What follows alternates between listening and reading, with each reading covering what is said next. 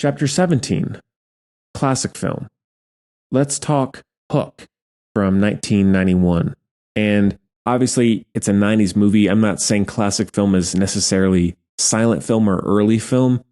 Classics can come at any point in time, so I'm not trying to change the rules there. But at least when it comes to 90s movies, this is one that I always hear brought up, so I figured I'd tackle it. Hook is directed by Steven Spielberg, stars Dustin Hoffman, Robin Williams, Julia Roberts, Bob Hoskins, Maggie Smith, and a few others. And the synopsis is, when Captain James Hook kidnaps his children, an adult Peter Pan must return to Neverland and reclaim his youthful spirit in order to challenge his old enemy. So Steven Spielberg, as I say oftentimes on the show, is my favorite director. I think he's the greatest director of all time. That's not really big news there or a surprise, but that's definitely how I feel. I love him. And this is one that I saw for the first time probably in high school and hadn't watched it in its entirety since then, about 10 years or more. At the time, didn't love it. I think most people have sort of lukewarm feelings on it. Some people I know, maybe growing up with it or whatever it might be, really enjoy it. But I think for the most part, people see this as a Spielberg failure in a lot of ways. And I don't think it's a failure. I think it's still passable. It has some very good moments. Love Robin Williams. This is definitely one of Dustin Hoffman's best roles for sure. One of my favorites, at least in a personal opinion. And one thing that I can sort of forgive Spielberg for, knowing all of his work and having watched interview after interview with him, he is obviously such a lover of movies and wanting to expand his skill set, his reach, his styles of genres that he tackles. This is one that he's even come out and said, I wanted to try and tackle this sort of movie.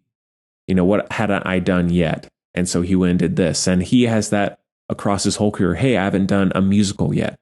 I haven't done a horror film yet, et cetera, et cetera. And this is one where I think he tries and, again, doesn't fail. But overall, the movie is way too long. It does not need to be 2 hours and 15 minutes. I think especially the part with the Lost Boys goes on way too long. It feels like the movie is just spinning its wheels. So I really don't dislike it, but I'm really waiting for the climax to appear at that point in the movie. But Robin Williams, as I said, love him. R.I.P. He is incredible in the movie, and he and Dustin Hoffman are perfect together on screen. The design of Hook is great.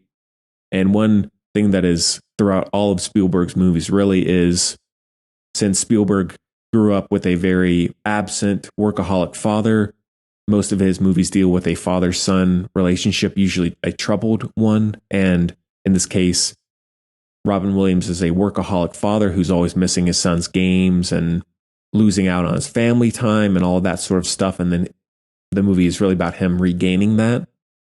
So that I like, and that always hits for sure, especially knowing that personal connection from Spielberg. But other than that, with Peter Pan as well, I don't know how many Peter Pan movies that we need, and I don't know how many people actually love Peter Pan. Like, I know this is one of the bigger ones in terms of the early films or like modern films of Peter Pan, but I never hear anyone mention, oh, we need a Peter Pan movie. Like, we need another one. We need a reboot. We need a cinematic universe or a prequel. Like, I think it's one that, because it has that iconic household name, a lot of them tend to get made somewhat frequently, and they almost never do well. Like, for example, Peter Pan and Wendy didn't do well.